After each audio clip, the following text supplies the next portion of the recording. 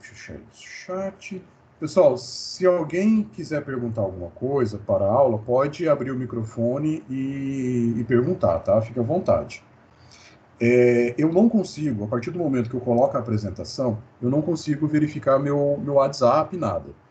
Então, se alguém não está conseguindo entrar ou alguma coisa e mandar mensagem para vocês, dá um tempinho na hora, né? Para a aula e eu acrescento, tá bom? Deixa eu só colocar a apresentação da aula de hoje. Esse material, ele já está lá na unidade 2, seção 1, tá? Eu já coloquei esse material já disponível para vocês. Tá desde quarta-feira, por sinal. Hoje, pessoal, nós iremos trabalhar na disciplina de urbanismo. Opa, deixa eu fechar um negócio aqui. Na disciplina de urbanismo 3, nós vamos falar um pouquinho de ecologia, né? Então, assim, sobre os marcos históricos, né? E como que isso interferiu não só na arquitetura, mas como principalmente no urbanismo. Deixa eu só ver um negócio que mandaram para mim aqui no...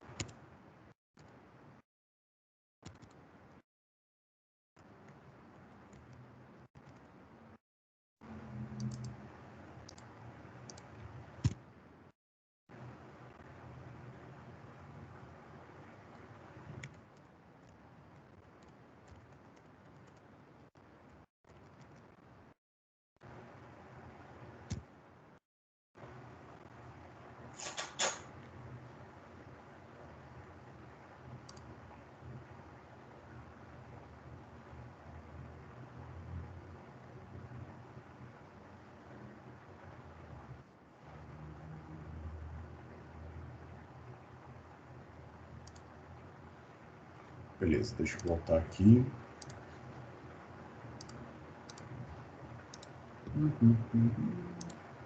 Descompartilhou. Deixa eu compartilhar novamente.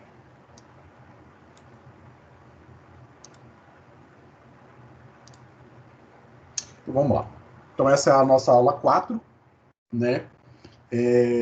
Vocês, só uma perguntinha antes de começar a aula, vocês já fizeram a separação dos grupos? Só para ficar registrado, quando vocês fecharem os grupos, vão mandando para mim lá depois, no WhatsApp, né? Só para eu saber a quantidade e como que eu vou me organizar para orientar vocês, tá bom? Então, vamos lá. Precursores do desenho ambiental urbano.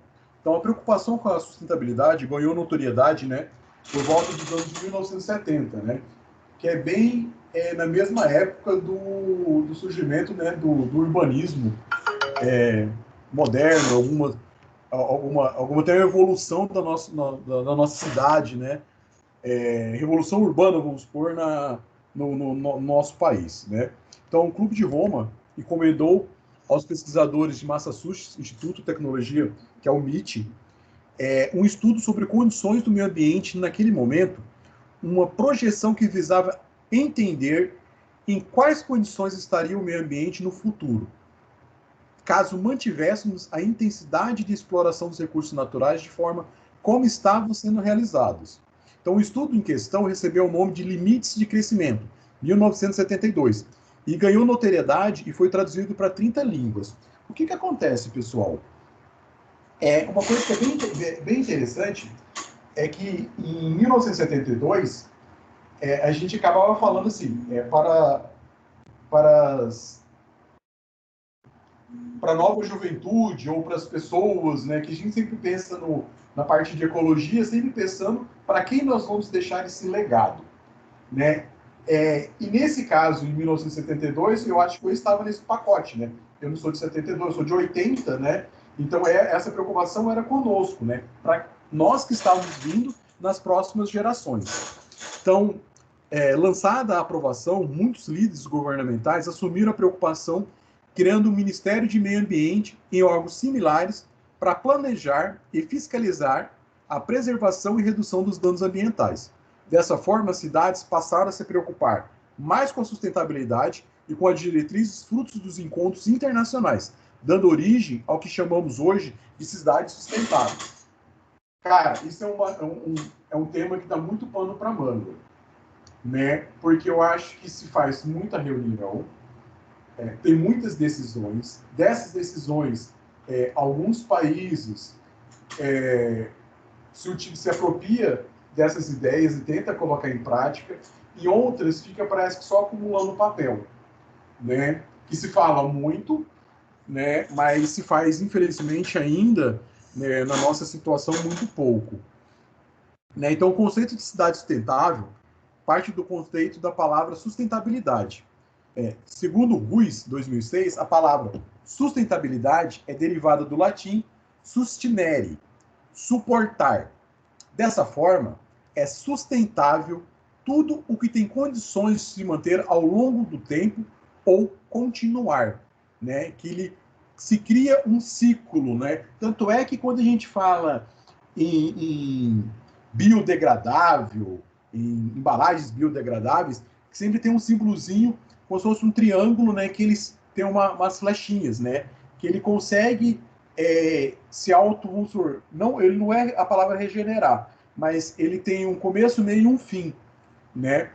E isso vai sempre se voltando, e a cidade ele tem essas possibilidades, né? Então, as cidades sustentáveis são aquelas que, a partir do equilíbrio dos fatores econômicos, social e ambiental, suprem as necessidades da população atual e possibilitam a continuidade dos suprimentos das necessidades para populações futuras. Aí a gente vai cair numa discussão que acaba em relação aos bens de consumo, né? O que a gente consome, como que a gente consome, como que foi feita isso a gente pode até falar na própria Revolução Industrial, que o quanto que se usava dos recursos naturais, e esses recursos naturais, ele tem um tempo para ser renovado, né? Então, assim, se eu corto uma árvore para utilizar como carvão em uma fábrica, se eu não repor essa árvore, se eu não fizer o reflorestamento, esses recursos naturais, eles vão se acabando, né? Então, assim, o homem sempre interferiu no meio ambiente em busca de maior conforto. Contudo, ia começar na primeira Revolução Industrial, em que a velocidade do consumo dos recursos naturais ultrapassou a velocidade de regeneração natural dos recursos utilizados, estabelecendo um prazo para a finitude dos mesmos. Então, assim, a partir desse momento, parece que começa a se criar uma preocupação. Opa, calma aí. A gente, pensando num progresso, a gente está consumindo muito mais recursos naturais que a gente consegue repor isso, né? Então, assim, é uma preocupação que se tem ainda, né? Então, por exemplo, antigamente, para a gente fazer papel, eu usava madeira, se utiliza madeira ainda. Hoje, a gente trabalha com madeiras de reflorestamento. Então, assim, tem grandes empresas, né, que trabalham com reflorestamento, de áreas de reflorestamento, mas com eucalipto e tal, e até uma questão de um desenvolvimento de uma melhor espécie, né, que suporta mais problemáticas com pragas e outras situações, para que você tenha uma produção maior, né? Então, assim, quando a pessoa fala assim, a gente tem que economizar papel porque vem da natureza e a gente vai estar poluindo e tal. Se a gente for analisar, se 100% desse papel é com madeira de reflorestamento, é mais barato a gente fazer um papel novo, né, dessa madeira de reflorestamento, do que eu fazer um papel reciclado, né? É igual aqueles papéis mais amarelados, né, que é com papel reciclado. Então, assim, mas Para fazer aquele papel, eu uso uma quantidade imensa de recursos naturais, água, em abundância, para que eu consiga refazer, montar uma massa e fazer aquele papel novamente. Então, assim, será até onde que ele acaba sendo sustentável, né? Ele acaba tendo um peso da sustentabilidade, que você está fazendo um reuso de material, porém, em contrapartida, eu estou utilizando outros recursos também. Então, a gente fala assim, que eu gastar um papel novo, se ele é de madeira, com madeira de reflorestamento, então, assim, são situações que a gente pode analisar um pouco mais a fundo. Pessoal, só um instantinho, que teve gente mandando mensagem aqui, hoje eu vou colocar na aula.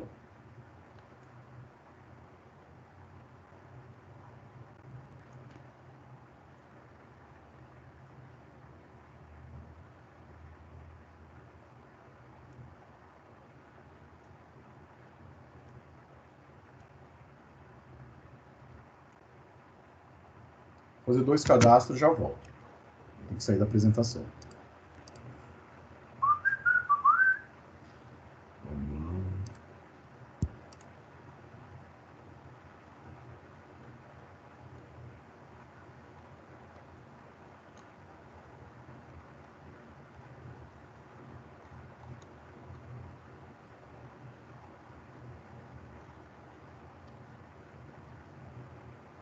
Estou só aguardando chegar o e-mail.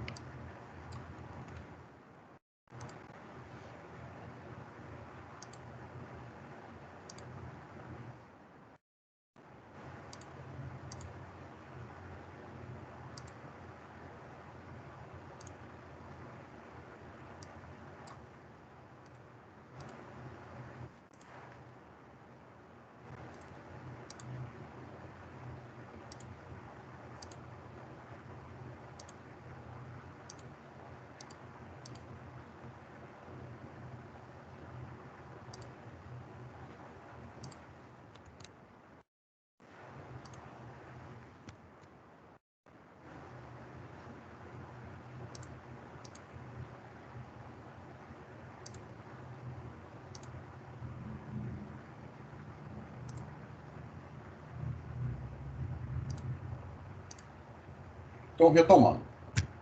Então, assim, as fábricas se desenvolveram e se multiplicaram, produzindo grande parte do que consumimos diariamente.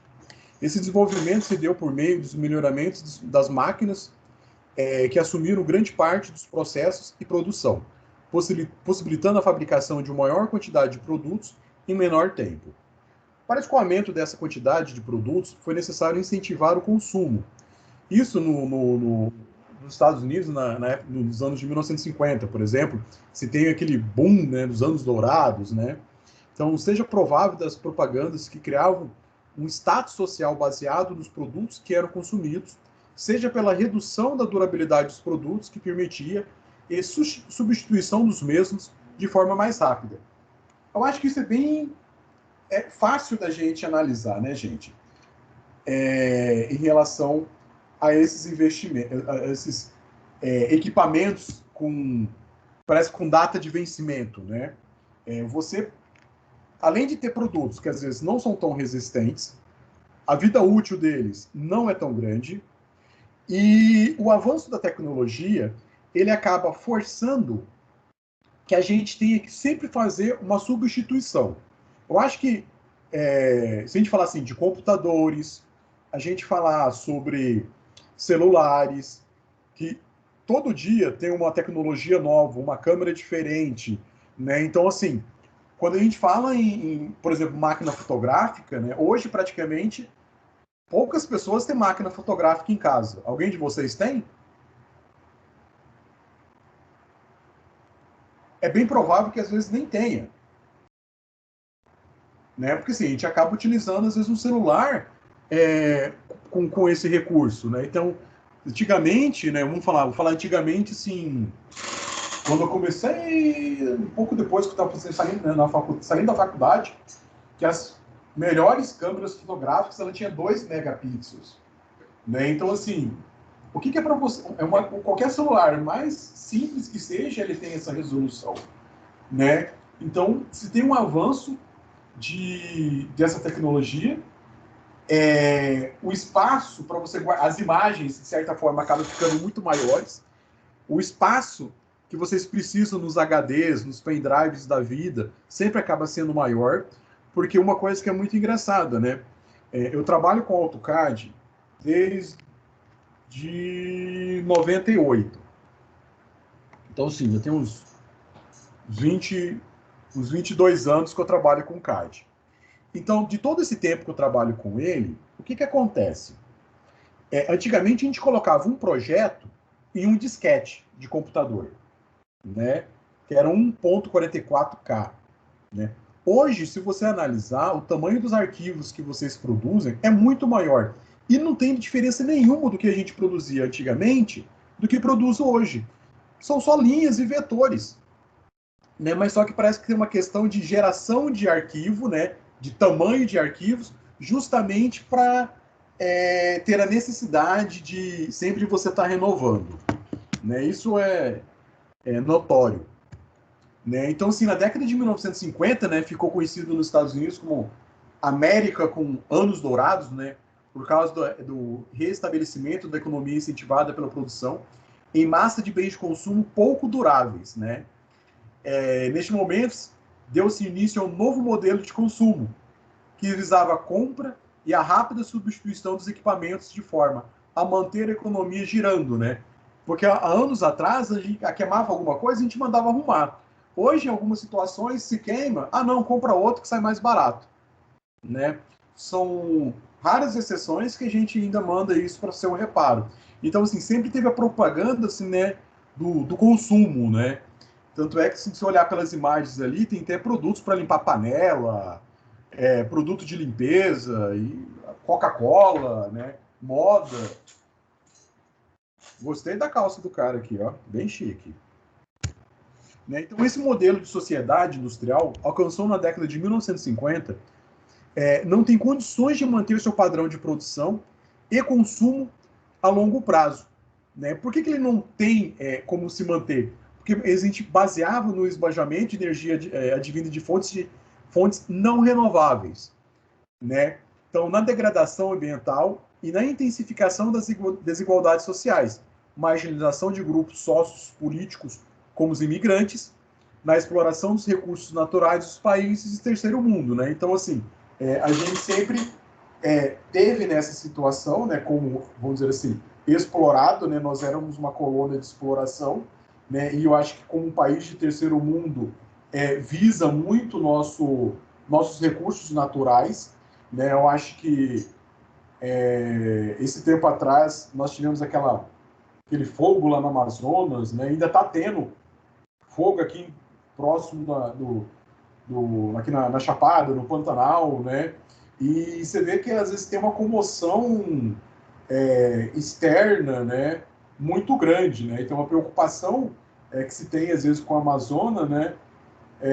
Acho que são muito mais interesses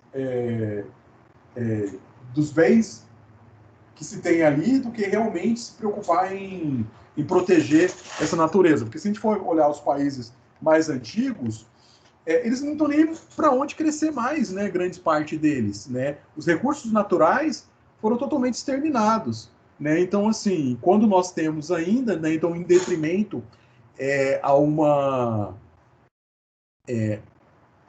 vamos dizer assim, uma sobra que nós temos, né? E vem esses títulos, né? De pulmão do mundo, tal, que a gente acaba sendo muito visado por outros países, né? Então, as críticas aos valores da sociedade capitalista sustentaram protestos e manifestações durante a década de 1950 e 1960, propiciando o fortalecimento dos movimentos sociais em torno da preservação dos recursos naturais e levando à origem da preocupação com o meio ambiente. No final da década de 1960, um grupo de cientistas, empresários, diplomatas, educadores, humanistas, economistas, entre outros, se reuniu em Roma com o intuito de refletir, debater e formular propostas que produzissem um impacto ambiental do sistema global de produção e de consumo. Então, este grupo recebeu o nome de Clube de Roma, ganhou notoriedade em 1972, né? Como nós falamos lá no início na nossa apresentação, né? Quando encomendou os cientistas da Massachusetts Institute of Technology de MIT um relatório abordando temas relacionados ao meio ambiente e aos recursos naturais, propondo o desenvolvimento sustentável como direcionar as ações do mundo.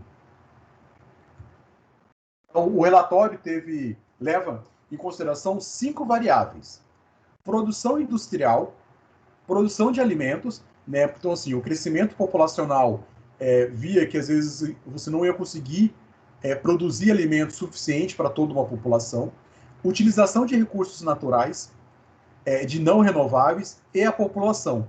Então, naquela época, às vezes se falava, né, que a gente não teria que evitar de se ter filhos, né, ou o mínimo possível, tipo, como se fosse um controle de natalidade. Mas isso é praticamente impossível ser discutido, não que não seja possível ser discutido, mas que aconteça esse controle, né? Então, assim, esse crescimento da população acaba sendo normal, certo, né? Que eu acho que os países mais subdesenvolvidos, ele tem essa preocupação, né, de ter uma população, né? Eu acho que as pessoas gostam de fazer filhos, sei lá, né? Porém, é uma questão, às vezes, antigamente, de falar assim, a família tem 5 filhos. Às vezes trabalhavam no sítio, na fazenda. Então, esses filhos, na verdade, eram muito mais uma mão de obra, né, do que você só constituir uma família, né? Hoje, se a gente for notar, grande parte da nossa população, dos casais mais novos, ou eles não querem ter filhos, né? Ou quando querem ter filhos, querem ter um filho, né? Quando não tem filho, tem um cachorro. É normal, né? Então, eu falo por mim, né? Às vezes a gente pode até pensar o seguinte, ser um pouco, a gente pode ser um pouco egoísta, né? Porque eu só tenho uma filha, minha filha tem 5 anos. Mas eu acho que não é uma questão de egoísmo, porque é uma questão de preocupação, né? Porque hoje a educação é caro, saúde é caro. Então, assim, a partir do momento que você tem mais de um filho, às vezes você acaba comprometendo até mesmo a educação do seu primeiro, né? Então, assim, às vezes algumas pessoas falam assim, mas ela vai crescer sozinha, tal, não sei o quê. E é engraçado, quem fala é algumas pessoas que nem filho têm, né? Então, assim, no dia que saber o preço de ter um filho, aí às vezes começa a se preocupar um pouquinho mais ou tentar ajudar, né? E, na verdade, as pessoas se preocupam muito em falar, né? Se você não tem filho, é igual assim, você tá namorando, tá solteiro. Vai ter que arrumar uma namorada. Aí arruma uma namorada. E aí, vai casar quando? Aí você casa. Fica noivo, casa. Vai ter filho? Aí você tem o primeiro. Aí você tem o segundo. Aí quando você vai ter o terceiro, o cara fala assim, cara, mas você vai ter o terceiro que é povoar o mundo? Ninguém sempre tá se preocupado muito mais com a vida do outro, né? Então é apresentado uma prospecção realizada com auxílio de softwares que calcularam o tempo de duração dos recursos naturais existentes, tomando por base o ritmo de utilização dos mesmos naquele tempo. O resultado final indica que o limite do crescimento mundial seria atingido em 100 anos, caso não fossem alteradas as políticas de utilização dos recursos. Fazer uma pergunta para vocês. Vocês já viram um programinha que faz sobre pegada ecológica? Vocês já ouviram falar esse termo? Ou não?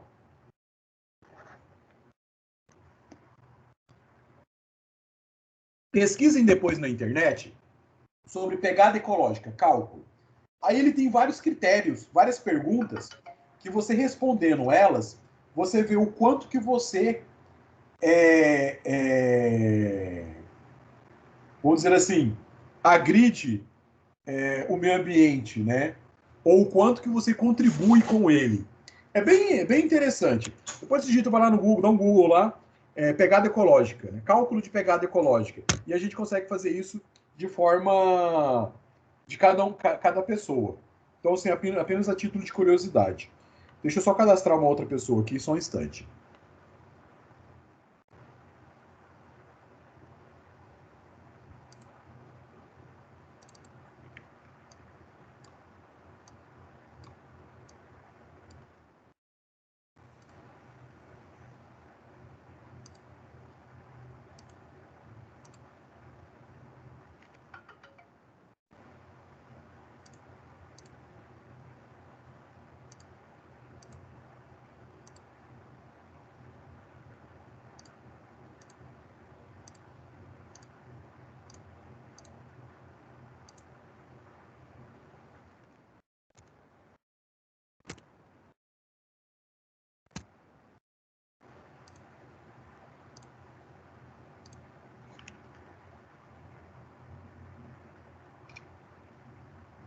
Deixa eu até, antes de voltar, deixa eu só pesquisar um negócio aqui.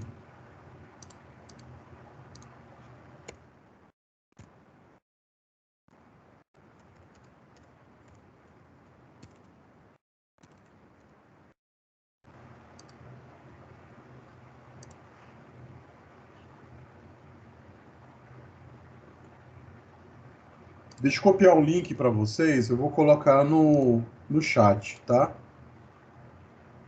Aí, se vocês quiserem fazer, aí eu quero que vocês me falem como que está a situação de vocês em relação a isso.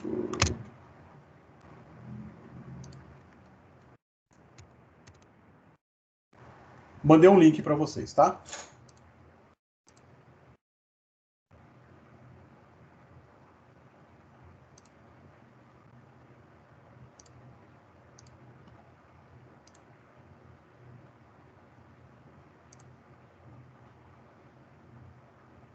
Opa, perdão. Não é isso.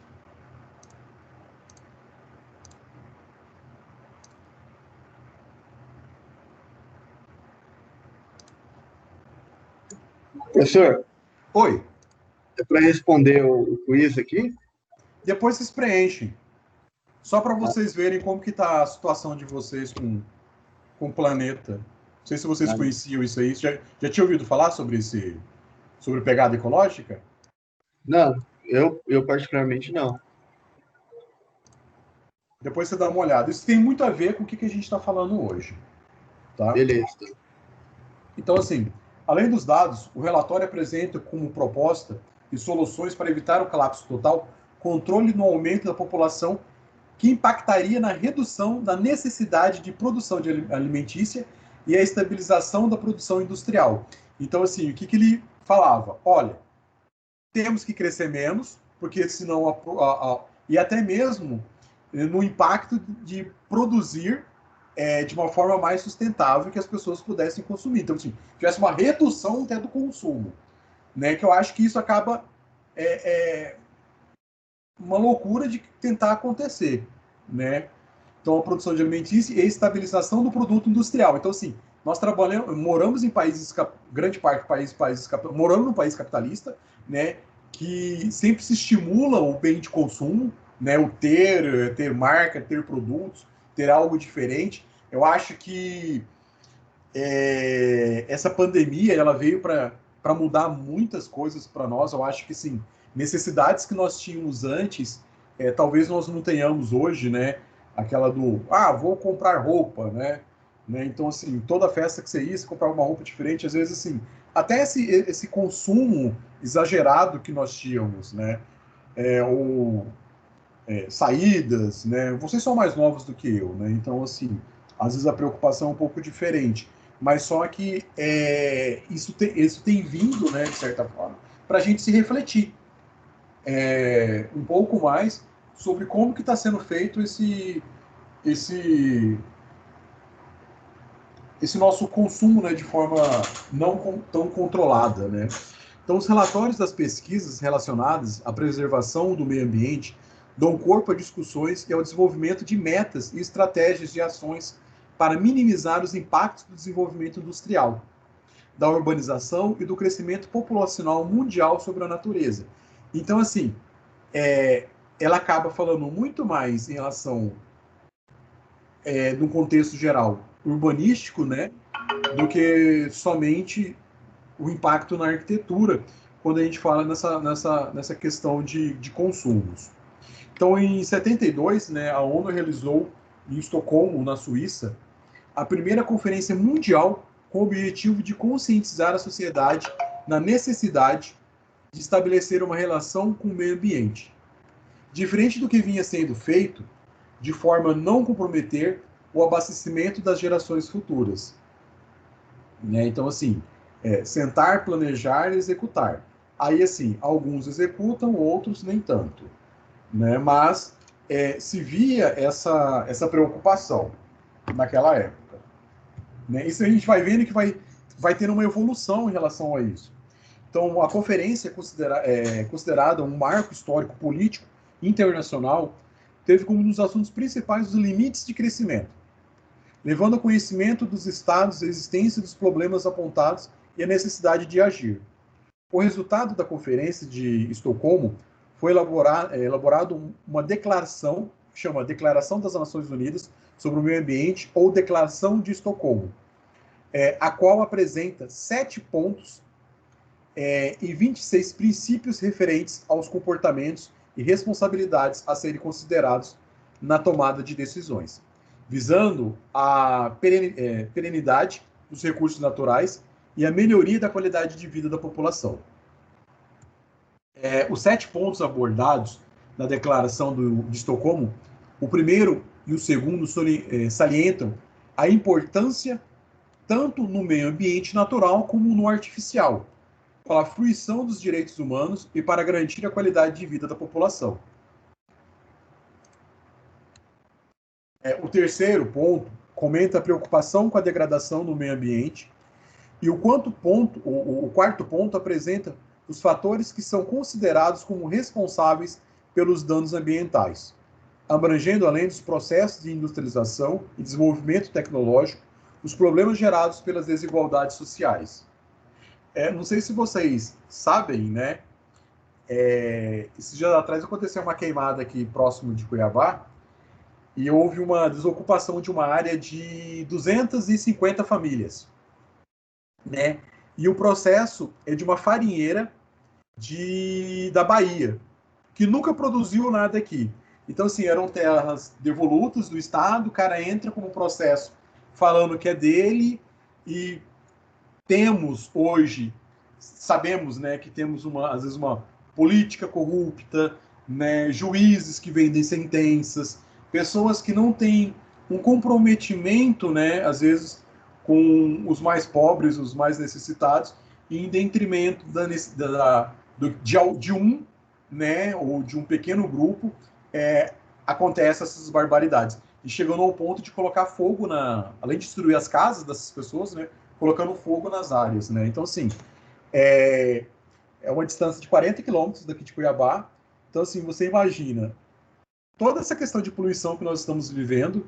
Eu não sei se vocês estão vendo reportagens falando sobre o índice de poluição nosso, que ele, hoje, entre as metrópoles brasileiras, nossa poluição do nosso ar está 10 vezes maior do que qualquer uma das nossas metrópoles, e essa poluição ela está sendo considerada, tipo assim, ao nível de China e Índia, né? Então, assim, imagina a quantidade de problemas de saúde que isso pode agravar, certo, pessoal? Que eu acho que hoje a gente tem uma preocupação ao sair de casa usar uma máscara, isso às vezes tem ajudado, né? A não ter tantos problemas respiratórios. Mas é triste de ver a situação. Então, o quinto ponto apresenta o ser humano como responsável pelo desenvolvimento econômico e social e mostra como transformador da natureza, né? Tanto positivo quanto negativamente, né? E o ponto 6 e 7 apresentam o levantamento de questões acerca da relação entre homem e natureza. A Conferência de Estocolmo representou a primeira tentativa de comprometimento de vários países com o alcance de metas em comum em prol do meio ambiente, né? Então, assim, a preocupação, né, de ver como que nós estávamos agindo, né, fez que esses encontros, né, tivessem um peso muito grande. Aí em 1980, né, então outro documento que ganhou notoriedade sobre a sustentabilidade, e observe que ele acaba sendo quase a cada 10 anos, né? Então era 72, agora 1980, aí a gente vai ver até no Brasil, que vai ser em 92, né? Então sempre é a cada 10 a 12 anos, né, que tem esses encontros e essas que se leva à tona essas discussões. Então, outro documento que ganhou notoriedade sobre sustentabilidade foi o World Conversion Strategy, Estratégias Mundiais de Conservação. Conservação dos Recursos Vivos para Desenvolvimento Sustentável, produzido em 1980. Então, é um documento, é fruto do trabalho conjunto da União Internacional para a Conservação da Natureza, da WWF, e o Programa das Nações Unidas para o Meio Ambiente. Ao contrário dos limites do crescimento, que defende o crescimento zero, né? Então, assim, a gente tinha que estagnar, né? A gente não podia crescer mais, que a gente não poderia ter mais filhos, que tinha que parar com desestimular os bens de consumo, que as fábricas produzissem menos, né? Esse documento, que foi produzido em 80, apresenta a ideia de que o desenvolvimento deve ocorrer amparado nas estratégias de desenvolvimento sustentável, ou seja, de forma harmônica com as dimensões sociais, econômicas e ecológicas. Então, assim, não tem como eu falar assim, não tem como a gente consumir mais, não tem como a gente crescer. Isso vai acontecer. E nós temos que agir isso de forma com bom senso, né? Pensar que se temos que crescer, vai ter um aumento da população, mas que a gente faça isso de forma ordenada e que isso tenha sempre uma preocupação desenvolvimento e ecologia, né? Então, ao apresentar a ideia de desenvolvimento sustentável, a temática passa a receber mais adeptos, principalmente aqueles que consideravam a política do desenvolvimento zero prejudicial para os países menos desenvolvidos, que não teriam a oportunidade de proporcionar melhores condições de vida aos seus habitantes. Diga. Não? O documento defende o desenvolvimento de políticas que visam a integração entre conservação e desenvolvimento, planejamento ambiental e uso racional dos recursos de desenvolvimento dos campos e legislações, organizações, treinamento e pesquisa, conscientização e participação da população, entre outros, né? Então tem que ter esse meio termo, né? Então, ao longo dos anos, a discussão continua por meio de publicações de resultados e pesquisas, conferências e muitos debates entre diversas classes de trabalho. Em 92, né, igual eu falei, 72, 80, agora em 92, né? A ONU realizou na cidade de Rio de Janeiro a Eco 92. E ela foi um marco, na verdade, e foi muito importante, né? Então, assim, sempre a gente vai estar falando, ou vocês vão escutar falar sobre esse encontro, né? Então, a Eco Rio, Eco 92, ou Cúpula da Terra, essa conferência reuniu 114 chefes de Estado e cerca de 40 mil militantes considerados por muitos analistas como a mais relevante conferência mundial pós-Guerra Fria. A conferência ocorreu 20 anos após a Declaração de Estocolmo. Serviu para analisar os resultados e revisar as definições estabelecidas 20 anos antes. Então, pode observar que a gente tem, ao longo da história, a cada 10 a 12 anos, se tem uma nova reunião, se faz uma análise do que foi discutido, o que foi feito e o que deixou de fazer e o que nós temos a fazer para o futuro. Né? Então, entre os principais resultados apresentados por essa conferência em 92, estão a produção dos documentos Agenda 21, que vocês conseguem achar todas essas informações também, que é um programa de ação global, a Declaração do Rio sobre o Meio Ambiente e o Desenvolvimento, conhecido como Carta da Terra, Convenção das Nações Unidas de Combate à Desertificação, Convenção sobre Diversidade Biológica, Convenção 4 das Nações Unidas sobre Mudanças Climáticas e a Declaração dos Princípios sobre o Uso de Florestas. Dentre os documentos mencionados, o mais influentes foram a Agenda 21 e a Declaração, porque assim, é uma agenda assim, o que seria feito em 21 anos, né? E a Declaração do Rio, que definiram o desenvolvimento das políticas públicas de forma a implantar as questões associadas ao desenvolvimento sustentável. A Agenda 21 é um plano de ações composto por 4 seções que divide os capítulos das seguintes temáticas. Seção 1, dimensões sociais e econômicas. Seção 2, conservação e gestão dos recursos para o desenvolvimento. Seção 3, fortalecimento do papel dos grupos principais. E a 4, meios de implementação. Né? Então, já na Declaração do Rio apresenta 27 princípios que se assemelham à Declaração dos Direitos Humanos. Dentre os 27 princípios, apresenta os quais que se destacam são: os seres humanos são no centro do desenvolvimento sustentável.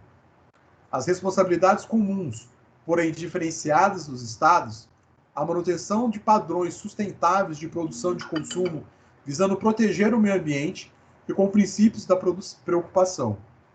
O incentivo para que as autoridades nacionais promovam internacionalização dos custos ambientais do processo de formação dos preços dos produtos e o uso dos instrumentos econômicos de política ambiental, por meio de implementação do princípio do poluidor-pagador. Quem polui mais, paga mais. Né? E previsão do uso da avaliação de impactos ambientais. Então, a Rio 92 teve como principal contribuição a ampliação das discussões referentes ao papel da sociedade na manutenção do ecossistema e do impacto das questões de impactos sociais. Né? Sempre vai estar vinculado isso. Então, dessa forma, a pobreza e a distribuição de renda passam a integrar as discussões de sustentabilidade, incluindo as discussões de políticas públicas direcionadas em gestão urbana como forma de reduzir os problemas. Na aula passada, nós falamos sobre três projetos, né?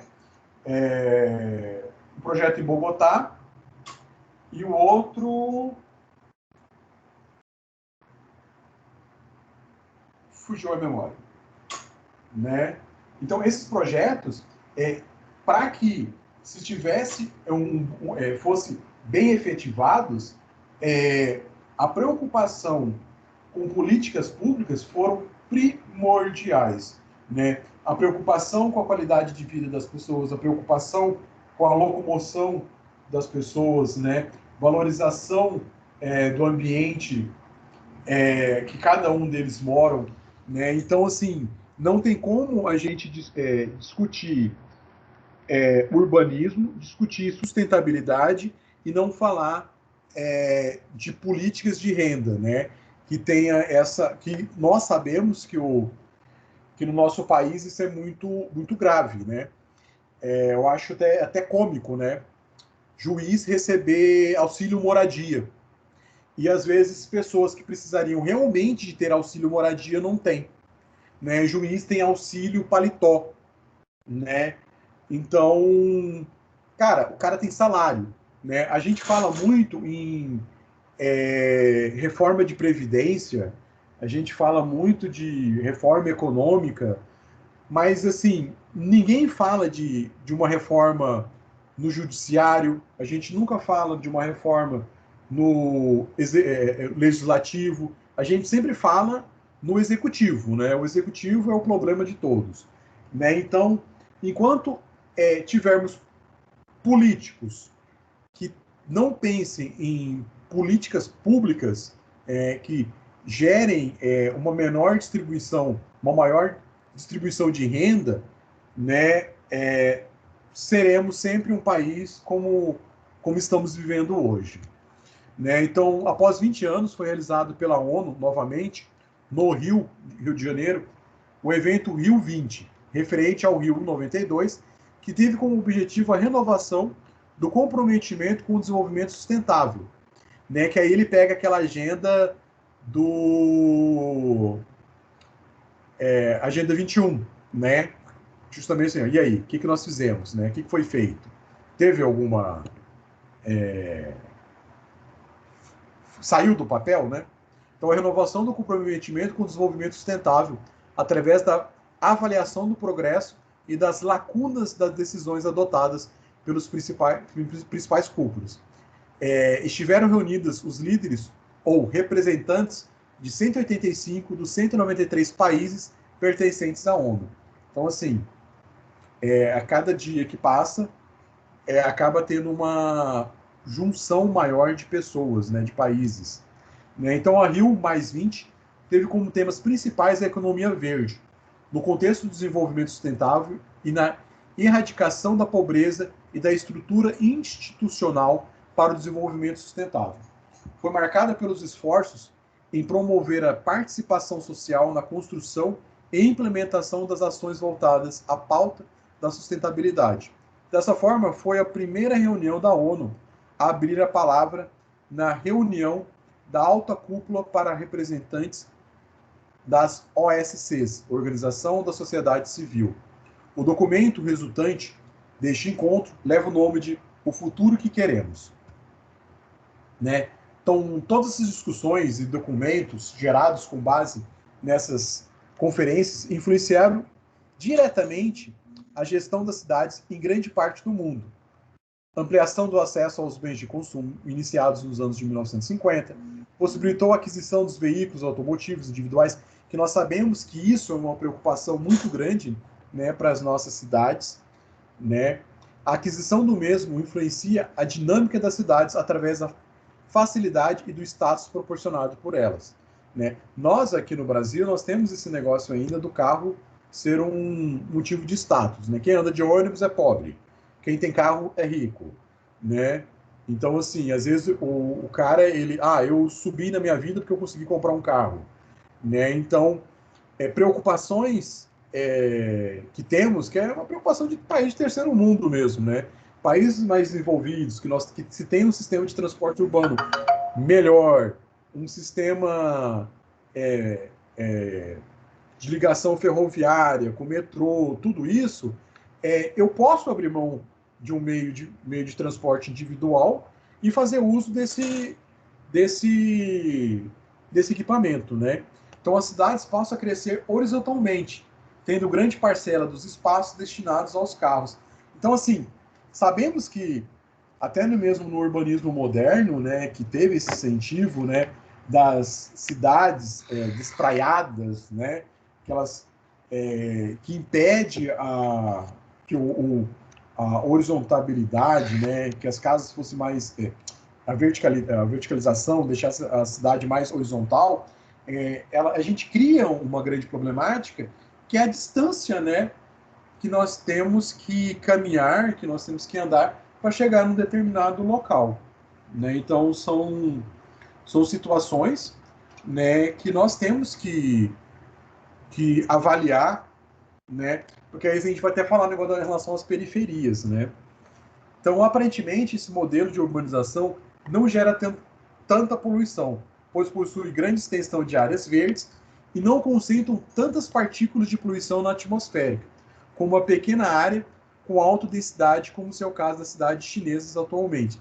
A gente não sabe que isso é verdade, né? Porque eu acabo poluindo muito mais porque eu tenho um deslocamento maior. Então, contudo, esse tipo de urbanização é, na verdade, mais poluente por exigir um maior consumo de energia não renováveis e para a realização de atividades diárias, como deslocamento ao trabalho, no mercado, dentre outras atividades. Uma coisa que a gente sempre fala é que a cidade ela poderia ter pequenos centros, né? Todo cuiabano que se preze fala, CPA é uma cidade. Quem é cuiabano já falou isso. Concorda comigo ou alguém discorda de mim? Pode discordar, não tem problema. Porque lá no CPA tem tudo, né? Tem banco, eu trabalho, eu moro, né? Mas isso, de certa forma, ele facilita para a cidade, né? Porque evita que às vezes você a pé mesmo, você consegue fazer tudo. Você consegue ir para a tua casa, você consegue ir para o teu trabalho. Então, assim, o impacto que você causa na cidade como um todo, ele é bem menor, né? Antigamente, a gente tinha aquele negócio do centro da cidade, né? Então, eu tenho que ir lá no centro, né? Então, é no centro que tinha tudo, né? No centro que tinha os bancos, no centro que tinha as lojas. Hoje não, a gente consegue ir em bairros mais distantes e ele já tem uma economia bem consolidada. Pedra 90. Pedra 90 está a 20 quilômetros do centro de Cuiabá, por exemplo. 20 e poucos quilômetros. Cara, mas lá tem tudo. Né? Então, a urbanização espraiada foi ainda, é ainda muito associada com as cidades dos Estados Unidos, né? As cenas dos pais transitando em seus carros com seus filhos para as ruas largas em meio de conjuntos de casas térreas ou assobradas com amplos jardins frontais. Essa memória de todos por causa dos filmes, séries e próprias propagandas, né? O jeito americano de se viver. E o que é engraçado, né? Isso aí é a periferia deles. E isso aí se assemelha muito aos nossos condomínios fechados, né? O cara vai comprar um pão, ele vai ter que andar um monte, ele vai ter que pegar um carro, fazer quase uma viagem para comprar um pão. Quando surgiu, por exemplo, o condomínio Florais, né? Ele é bem distante, ele é bem fora, vamos dizer assim, da cidade, né? Essa problemática quando as primeiras casas saíram, né, as pessoas começaram a construir, não tinha nenhum comércio lá. Hoje já tem alguma coisa. Mas antigamente não tinha nada. Então, se o cara ia comprar um pão, ele tinha que vir aqui quase que no Comper para comprar um pão, né? E sempre se obrigava, então assim, não, mas lá eu tenho a natureza, né? Eu tenho um grande jardim, né? Então, assim, será que isso é ser sustentável, né? Então, assim, tem lá as nossas preocupações. Então, aqui, ó, que é um exemplo, né, de uma imagem aérea de um condomínio de uma periferia, né? Então, assim, às vezes fica 1 hora do centro, né? Que a pessoa vai trabalhar. Então, assim, não se tem comércio, só tem moradia, né? Tudo é muito longe, mas vende a ideia, né, do arborizado, do verde, né, da tranquilidade, e isso acaba gerando grandes problemas, né, para a cidade. Então, deixa eu ver. Antes de a gente passar para essa segunda parte, vamos fazer um intervalozinho, 20 minutinhos, 25 minutinhos e a gente volta. Tá bom? Até daqui a pouco. Até, professor.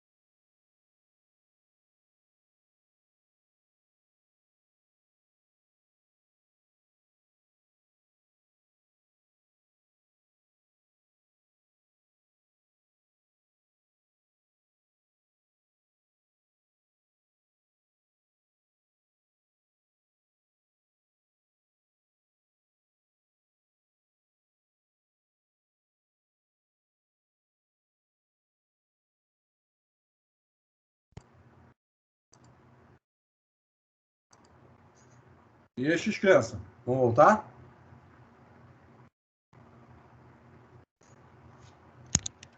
E aí, professor?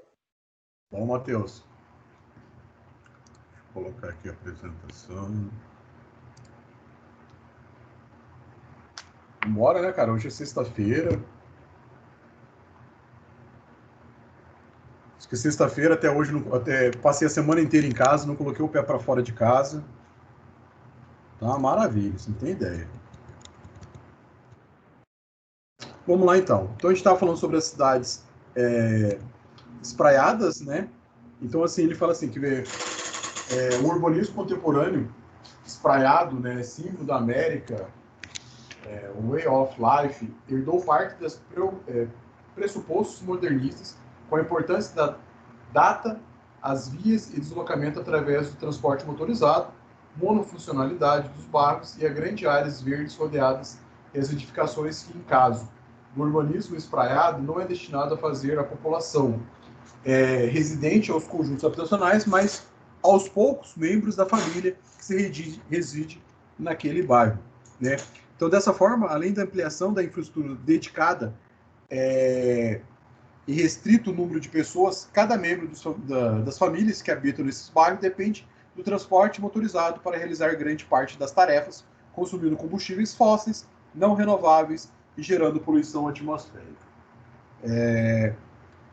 Então, isso é uma herança, né, do urbanismo moderno, né, que os Estados Unidos têm, e eu acho que nós temos muito desse urbanismo também. A gente pode verificar que em Cuiabá nós temos muitos bairros residenciais, nós temos muitos condomínios fechados, né, que às vezes vende aquela ideia, né, de ser sustentável. E a gente tem que imaginar o seguinte, gente, ser sustentável não é eu fazer uma edificação com telhado verde, eu fazer captação de luz solar. Isso é uma das partes, né, vamos dizer assim, dessa sustentabilidade que nós temos que fazer, né? Mas não é só pensar no micro, nós temos que pensar isso de forma mais macro. Sair de fora de casa, né? Então, as cidades são uma das maiores fontes de poluição atmosférica e na busca de mitigar as consequências causadas pelo aumento da urbanização mundial, algumas delas começaram a direcionar um planejamento urbano para adequar as cidades às metas de sustentabilidade estipuladas nas diversas conferências mundiais, dando origem à chamado urbanismo sustentável. Então, para a FAR 2013, o urbanismo sustentável é aquele que possui um sistema de transporte coletivo de qualidade, com a possibilidade de deslocamento a pé, edificações e infraestrutura de alto desempenho, densidade populacional adequada, acesso à natureza estruturados através de bairros compactos que respeitem os pedestres e possuem uso misto, né? Então, assim, eu acho que o urbanismo moderno, o urbanismo contemporâneo, perdão, né? Quando a gente fala em edificações, o uso misto, ele acaba empenhando uma função muito grande dentro da cidade. É que, como a gente está falando assim, aqueles bairros, tem alguns bairros distantes de Cuiabá, que por ter esse uso, né, a gente se encontra tudo por ali, né? Tudo se resolve num raio, às vezes, de 500 a menos de 500 a 600 metros, você consegue resolver. Você trabalha, você compra, você se diverte e tem toda essa estrutura. Então, além disso, pode ser considerado como parte do urbanismo sustentável, a gestão participativa das cidades e a busca pela diminuição das desigualdades sociais. Se tem buscado muito uma gestão participativa, né? Que a gente escute as demandas da população para que a gente possa tomar as devidas providências, né? Isso é de suma necessidade, né? Para que a gente possa construir uma cidade também, né? Que atenda à necessidade de toda uma população. Não fica naquela estrutura de fazer para poucos ou fazer apenas o que vai me trazer votos, né? Então, escutar essas necessidades para os seus habitantes é importante. Então, Rangel, arquiteto que tem sua atuação, já está bem velhinho ele, mas não morreu ainda não, tem sua atuação iniciada em meados dos anos de 1960, tem bastantes livros publicados, vídeos dele também, que eu acho que vocês vão achar no YouTube, dá uma procurada, tá? Realiza projetos de intervenção urbana em todo o mundo. Ele atuou e orientou o desenvolvimento de grande parte das cidades atualmente considerados sustentáveis. Os principais passos para o desenvolvimento sustentável das cidades é o planejamento ao longo prazo e correta alocação de recursos, como foi o caso de Medellín e Bogotá, já estudados. Então, os dois casos levam em consideração o desenvolvimento social, a geração de emprego, a renda da população e de modo a reduzir os índices de pobreza e desigualdade social. Por que no projeto urbanístico de Medellín e Bogotá deu certo? É porque foi um estudo realizado e teve uma continuidade ao longo de 4 mandatos. Então, independente de quem entrasse na prefeitura, aquela agenda que tinha sido definida, ela tinha que ser cumprida. Diferente das nossos pensamentos aqui no Brasil, né, que não se tem essa continuidade, né? Nós temos uma cidade, né, considerada sustentável no nosso país, mas eu acho que nós poderíamos ter muito mais cidades com esse viés, né? Pois temos recursos, não só recursos naturais, mas o país ele tem uma grande renda, mas se fosse desenvolvido, se fosse investido de forma correta, né, nós estaríamos, às vezes, numa posição muito mais tranquila pela qual nós vivemos hoje. Então, leve em consideração também o acesso que os mais pobres possuem aos equipamentos urbanos, como escolas, instituições de cultura, áreas de lazer e saúde, ampliação, não só o acesso ao sentido de possibilidade de consumir as atividades, mas também a capacidade de se deslocar de forma rápida e segura as mesmas. Isso é uma das situações que acontecia nas cidades em Bogotá, né? Então, assim, propiciou a possibilidade das pessoas até trabalharem nos centros, né? Porque teve um transporte público muito mais eficiente, muito mais rápido, né? Que aí as pessoas que utilizavam bicicleta tinham uma estrutura que ele pudesse fazer uso disso. Então, isso, sim, faz a diferença para que nós possamos ter uma cidade mais sustentável. Então, exemplificando, segundo a pesquisa desenvolvida pela Acardis 2017, algumas cidades consideradas cidades sustentáveis são São Francisco, nos Estados Unidos, Viena, na Austrália, Amsterdã, em Copenhague, na Holanda, Barcelona, Copenhague, na Holanda, Barcelona, na Espanha, Vancouver, no Canadá e Curitiba, no Brasil. Não únicas, mas são as mais conhecidas, principalmente por conta do sistema de transporte coletivo e o não motorizado. Copenhague é referência quando se fala nas cidades sustentáveis. Além de baixo índice de desigualdade social, a cidade possui espaços livres, seguros, de qualidade, incentiva a caminhar e o deslocamento por meios de bicicletas. Que no caso, Rangel, ele é de Copenhague, né? Então, assim, essa figura 2.2, podemos ver uma grande via de uso misto, compartilhada em pedestres, ciclistas, além de podermos observar as áreas ensolaradas e de sombras que criam diferentes ambientes para caminhar. A quantidade de espaços comerciais e serviços também chama atenção e atrai pessoas para a área. Na apostila de vocês, a imagem não está aqui, né, mas eu quero que vocês olhem essa imagem e depois olhem na apostila de vocês. O que acontece? a gente tem essa quantidade de pessoas circulando por essa região, né? E na apostila tem uma outra imagem, depois, nesse mesmo local, onde ela era só ocupada por carros, né? Então, assim, a gente pode notar uma diferença, que é a quantidade de pessoas que pode estar circulando nesse local. Então, temos que pensar, temos que planejar. Urbanismo não é algo que você faz de um dia para o outro, é algo que tem que ter planejamento e tem que ter sequência do trabalho.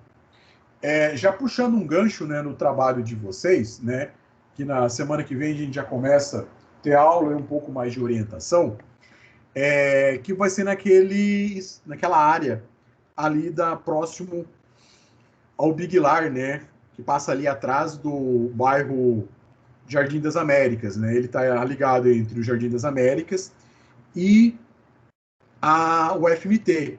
Então, assim, a gente pode... Não sei se vocês conheciam lá antes, né? Antes da abertura daquela via, tinha um bosque muito grande naquela região, né? Então, esse bosque ele foi retirado em detrimento à construção daquela via, né? Em contrapartida, o que foi entregue à população, né? Que possa a beneficiá-la, né? Então, assim, se vocês passarem ali em diferentes horários do dia, vocês vão notar situações bem distintas, né? Que isso pode estar auxiliando na execução do projeto de vocês, tá? Então, diferente do que muitos pensam, a prevenção natural não está relacionada com uma política de não conhecimento, mas sim de um crescimento planejado e bem regulado e sustentável, ou seja, um desenvolvimento que seja capaz de se manter durante os próximos anos. As preocupações ao longo dos anos se tornaram mais complexas e abrangentes, interferindo diretamente na vida das cidades. Aí, isso aqui era um vídeo que eu ia passar para vocês, aí o que eu quero que vocês façam? Eu esqueci de tirar essa palavrinha. Dá uma olhada nos vídeos no YouTube dele, para a gente ter uma noção do que seria realmente uma cidade sustentável, né? Então, isso acaba dando subsídio e ideias para que vocês possam realizar o trabalho desse semestre, né? Com uma destreza, vamos dizer assim, um pouco maior. O que eu queria passar para vocês, esse resumo, né, seria justamente isso. Na próxima aula, até antes disso, eu mando para vocês o gabarito, né, já também respondendo as questões. Né, eu só quero que vocês observem a seguinte situação. No gabarito que eu vou mandar, às vezes está lá a resposta A, mas só que na sua prova, a resposta A não era A, estava lá como C. É porque o sistema ele embaralha as questões, né? Então, não vê o gabarito como a letra, mas vê com quem ele está dizendo, tá bom? Então, assim, como tem uma galerinha aí que está fazendo prova ainda, né? Vão fazer prova hoje e amanhã, então é bem provável que no domingo ou na segunda-feira eu já mando esse gabarito para vocês fazerem as devidas correções. E em caso de dúvidas, né, a gente vai estar tirando isso de forma pontual. Beleza, pessoal? Alguma dúvida, alguma colocação, algum questionamento? Estou à disposição de vocês.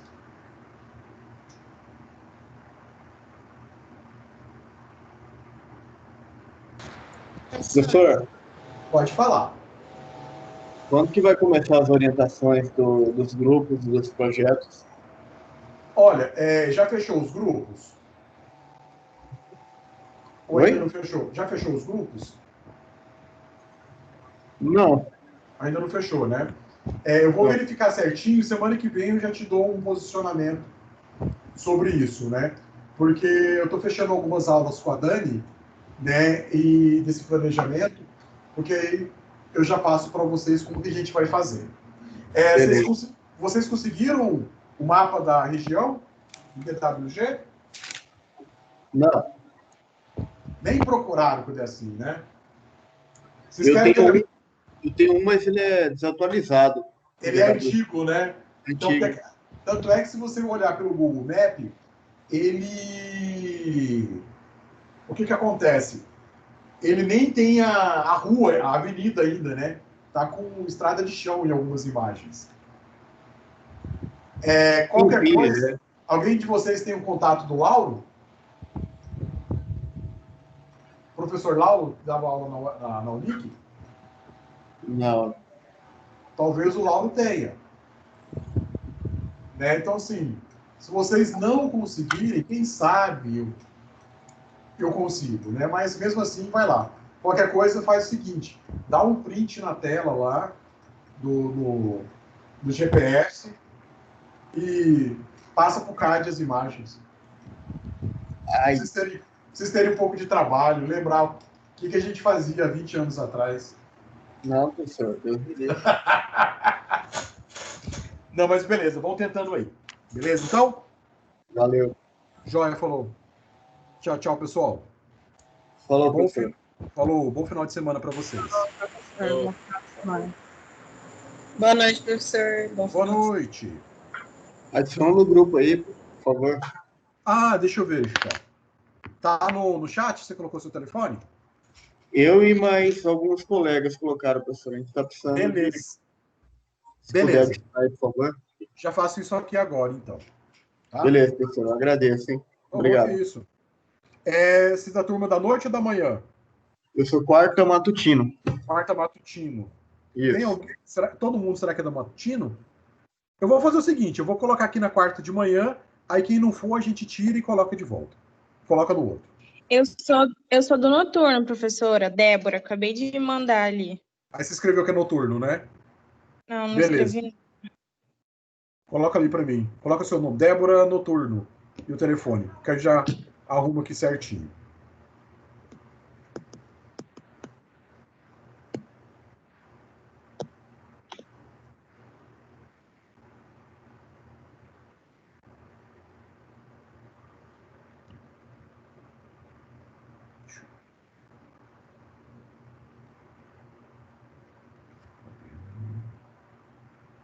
Deixa eu ver se tem um urbanismo noturno.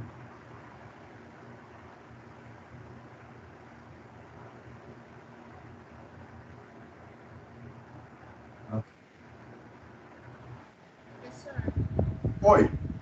eu tenho uma dúvida sobre o trabalho. Referente ao mapa que vai fazer de uso do solo. Qual seria um raio, assim, bom para fazer dele? Um raio de 500 metros já é o suficiente. Tá. Tá?